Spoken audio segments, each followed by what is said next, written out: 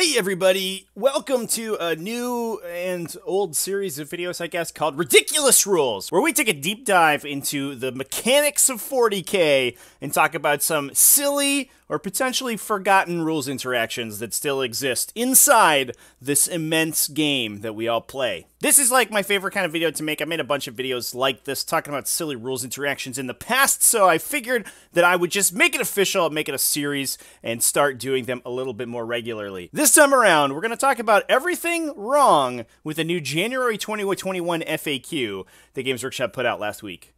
Let's get into it. What's up, folks? Welcome back to Tactical Tortoise. My name is Trevi, and welcome to the first episode, a new episode of Ridiculous Rules. We're talking about ridiculous rules.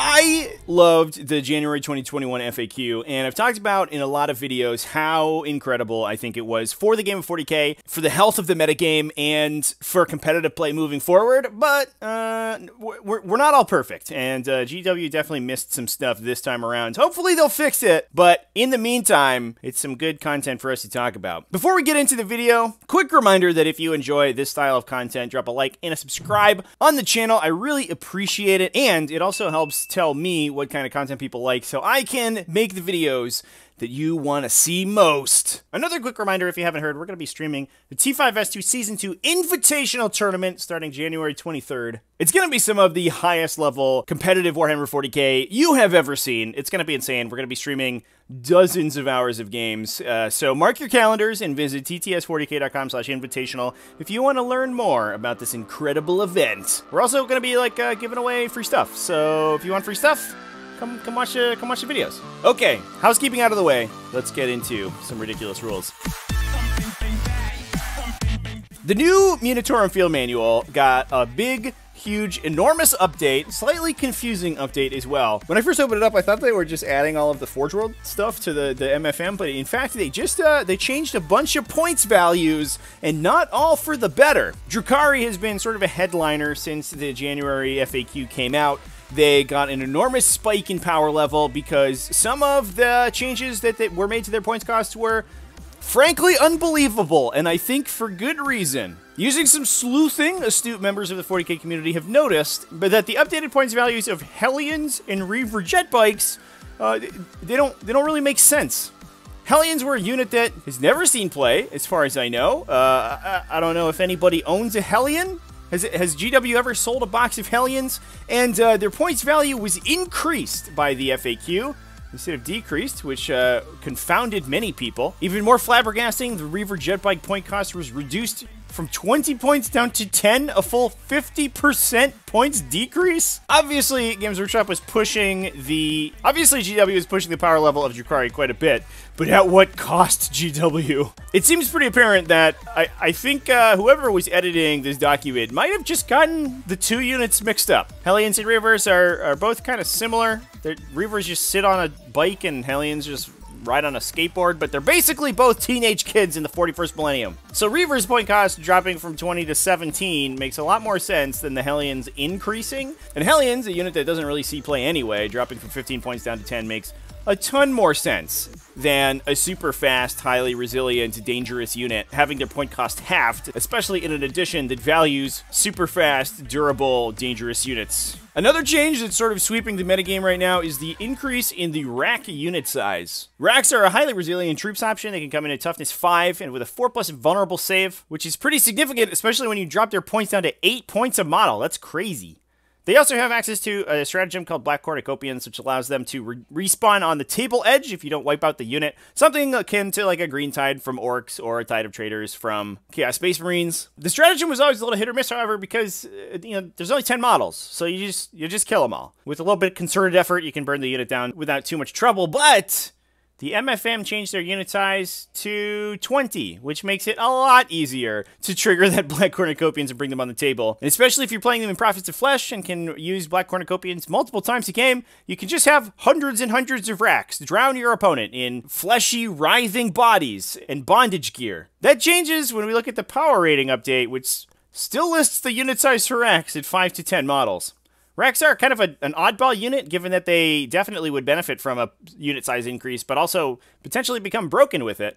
So it's not out of the realm of possibility to me that whichever intern was editing the MFM errata document just assumed that they were already 5 to 20 models, but they're not. So that looks like a typo that may have drastic implications on the metagame. Another issue that arose, this time for Space Marines, so get stuffed Space Marines, is that the Black Templar's Crusader Squad is unfieldable now. You just can't take it. The reason for this is that the datasheet of the Crusader Squad requires that you take a sword brother inside the squad that's basically just a sergeant for the unit, except the Munitorum Field Manual doesn't list a point cost for a sword brother. So either they can't be included in the unit, the datasheet just can't be fielded, or they just forgot to add him to the sheet. I mean, it's likely that he's just supposed to use the same points cost as an initiate, but this unit is a weird one given that the champion upgrade is essentially required, whereas a lot of other factions have to pay for theirs. And since he's not a war gear option, the MFM doesn't state that he's free. So this is a super weird perfect storm of very specific instances where it would just make a datasheet entirely unplayable. Going forward, I mean, I just assumed this guy was supposed to be 15 points, but who knows, man. There's also some weird actual rules changes we can talk about. A big one was a change to double moving that I talked about in my Tyranids video, and actually messed up pretty hardcore. I talked about Tyranids not being able to advance when they double move, but in fact, all Tyranid double moves say you can advance. So the errata has almost no effect on Tyranids. What it does stop is them falling back during the shooting phase using Swarm Lord's Hive Commander ability, which is, I mean, that's fine. I really liked using that tech, but it did feel kind of weird and unintended, although it was technically legal in the previous version of the rules. The same doesn't hold true, however, for Harlequins, who can no longer move and advance during the Psychic phase using their double move Psychic power at Twilight Pathways. However, an existing errata that has, for some reason, remained in the Harlequins errata states that you are allowed to advance with Twilight Pathways, specifically if you fall back. This was to allow you to advance using Twilight Pathways, despite the fact that normally you couldn't advance if you already had fallen back, and to clarify the interaction between Rising Crescendo and the ability to double move. That said, they just forgot to remove it, I guess. So Twilight Pathways does not normally allow you to advance unless you are a troop unit with Rising Crescendo that fell back already and then gets targeted, then you can advance. It makes no sense, GW. It makes no sense. Now, given my other videos talking about ridiculous rules in 40k, it's pretty obvious that I really like rules as written. Rules as intended is sort of meaningless to me. If the intention was for something to work, then they would have put it in the rules already. Unfortunately, with a game as expansive as Warhammer 40k, that sometimes raises some problems because there's just so many rules, and nobody really knows all of them by heart. So if the designers put a rules as intended interaction into the rules and then the core rules around that interaction change, it can create some pretty big issues. One that's becoming more prevalent after this errata is the ability to always fight first or always fight last. The errata has specified the correct interpretation of the counteroffensive stratagem, which says that if your unit is not eligible to fight, it cannot be the target of the counteroffensive stratagem because the counteroffensive stratagem requires you to choose a unit that is eligible to fight next. That's a change from how the stratagem worked back in 8th edition, and where it allowed you to supersede a lot of fight last abilities since it overrode the normal sequence of the fight phase. The difference, however,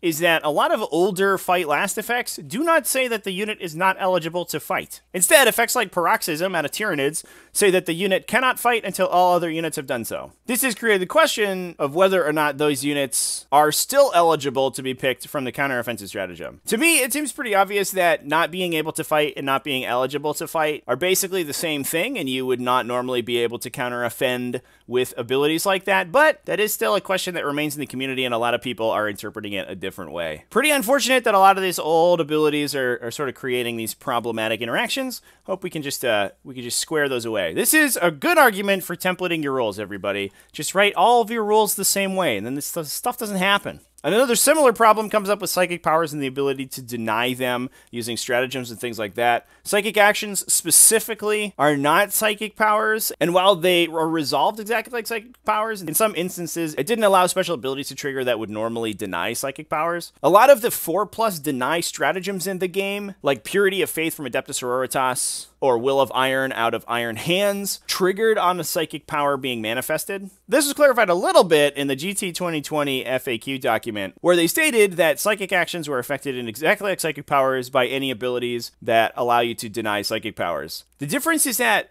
Most of these abilities don't actually deny the psychic power. Instead, they resist the psychic power. This is another example of awkward templating from Games Workshop. It seems like there was a clear intention to make resisting psychic powers and denying psychic powers different for some reason. In the past, the differentiation was that these just didn't work on psychic actions, but now maybe they do? I don't really know. There are a lot of other abilities that allow you to deny psychic powers as if it were a deny the witch test. Maybe that's what this errata is meant to affect. To be honest, because these 4+ deny abilities did not work previously on psychic actions, I would err on the side that they don't, but I just actually don't know. Why wouldn't they just say that they deny the psychic power? It doesn't make any sense. It doesn't make any sense. Last, but certainly not least, this is a funny one. In the video I made summarizing and talking about my first impressions of the January 2021 FAQ, I talked about how the Tyranosite had finally been changed so you can finally put big monsters in it. An issue with the Tyranosite in the past was that if you put a monster with a base larger than 3 inches inside it, the monster, it could not disembark, since the normal disembarkation rules require you to be placed completely within 3 inches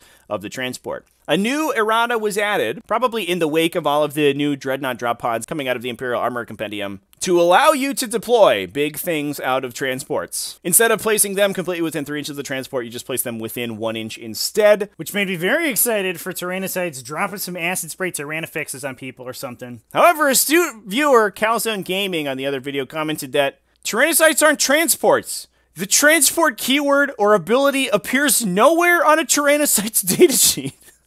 Normally, transport units have a little section on their datasheet that describes them as a transport, and in addition, they would also have the transport keyword. This is the case of drop pods who, ostensibly, should work exactly like Tyranosites. However, the Tyranosite not only does not have the transport keyword, but also doesn't have a transport section on its datasheet, and instead has a special ability called Transport Spore, and this is what restricts the Tyranosite to only holding 1 unit inside, instead of a normal transport capacity like every other transport in the game uses. It's just hilariously incompetent. I mean, this is just funny.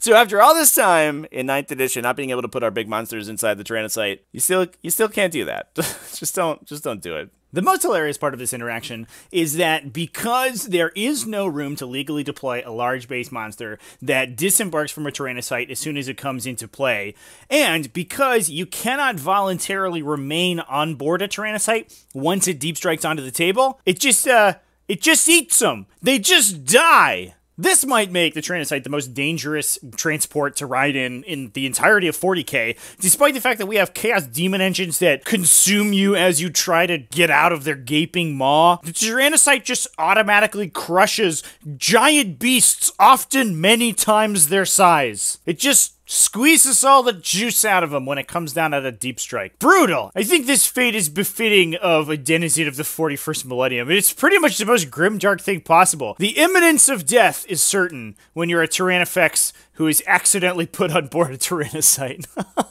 Friggin' Tyranosite. Get out of here, Tyranosite! Go back to the Jormungandr list back in the day. I hope Games Workshop finds these issues and sees fit to repair them pretty quickly, but until then, you can laugh a little bit at them because, I mean, real talk, it is funny. Anyway, that's going to be it for this video today, everybody. Thanks for watching. If you have any additional silly interactions that have been brought up by the 2021 FAQ that I missed, go ahead and throw them down in the comments, and we'll have a good old chuckle about Games Workshop forgetting some of their models exist. Until then, big thanks to all my patrons over at patreon.com/tacticaltortoise. I like all those people. They're great, and they help support the channel. If you want to help support the channel and get some sweet stuff, you can go check them out over there. I also have a channel membership. I haven't hawked that in a while. You can join the channel membership and get access to some sweet, like, exclusive emojis that you can use on videos and premieres and live streams and stuff. That's going to be exciting, especially for all the live streaming that we're going to be doing for the Season 2 Invitational Tournament for T5S2, so get in on it now. Anyway, thanks again for watching, everyone. Remember to keep it classy, folks, and have happy wargaming.